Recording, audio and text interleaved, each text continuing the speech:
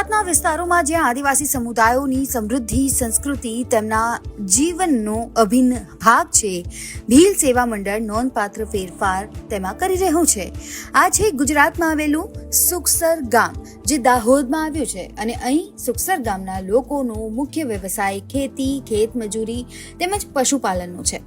આદિવાસીના બાળકો શિક્ષણથી વંચિત ન રહે તે માટે ભીલ સેવા મંડળ ખાસ ઝુંબેશ ચલાવી રહ્યું છે. આ સંસ્થાની શરૂઆત આઝાદી પહેલા સમાજ સુધારક ઠક્કર બાપાએ કરી હતી અને આ સંસ્થા આશ્રમ શાળાઓ એટલે કે નિવાસી શાળાઓ ચલાવે છે, જે આદિવાસી બાળકોને શિક્ષણ આપીને તેમના વિકાસમાં મદદ કરે છે. આદિવાસી બાળકો સારું શિક્ષણ મેળવી શકે તે માટે સરકાર તેમને શિષ્યવૃત્તિ પણ આપે છે. આ શિષ્યવૃત્તિની મદદથી વિદ્યાર્થીઓ માત્ર તેમની ફી જ નહીં પરંતુ પુસ્તકો, યુનિફોર્મ અને અન્ય જરૂરી વસ્તુઓ પણ મેળવે છે. તેનાથી શાળામાં વિદ્યાર્થીઓની સંખ્યામાં પણ વધારો થઈ રહ્યો છે અને આદિવાસી પરિવારોમાં નવી આશાનો સંચાર થઈ રહ્યો છે. અહીંયા મારા ગામના છોકરાઓ ભણીને ગયા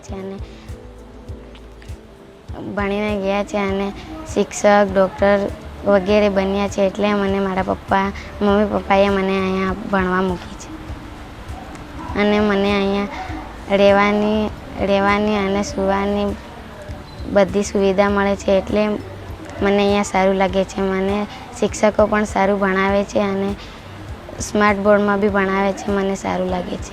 9મા ધોરણમાં અભ્યાસ કરું છું.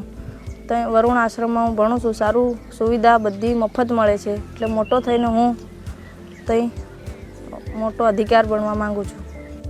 મારો છોકરો વણો આશ્રમમાં ભણે છે. એમાંથી હું ખાવા પીવાનું બધું બી મળી રહે છે. વણો આશ્રમમાં એવી સુખતા મળી રહે છે. સરકાર તરફથી કોઈ બી ગમે તે પણ મફત બી મળી રહે છે. ખાવા પીવાની સગવડ બી ત્યાં મળી રહે છે.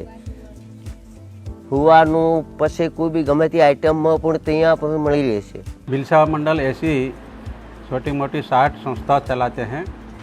यहाँ जो बैठे हैं ऐसी 20 आश्रम शाला हम चलाते हैं और करीब 15,000 से ज़्यादा बच्चे हमारी स्कूलों में रहते हैं और पढ़ते हैं.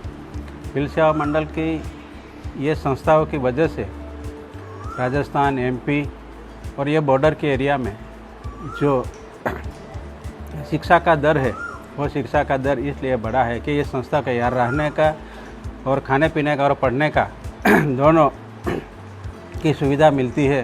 जो गरीब माँ बाप के बच्चे हैं, जो खेत मजदूरी करते हैं, जिनका कोई यहाँ मिलता नहीं है और बाहर मजदूरी जाते हैं, उनके बच्चे यहाँ रहते हैं, पढ़ते हैं. ત્યારે ભીલ સેવા મંડળ ગુજરાતમાં આદિવાસી બાળકોના શિક્ષણમાં હાલ ક્રાંતિ લાવી રહ્યું છે અને આ ભીલ સેવા મંડળની ચર્ચા પણ ચારેકોર થઈ રહી છે. બ્યુરો રિપોર્ટ, ગુજરાત તક.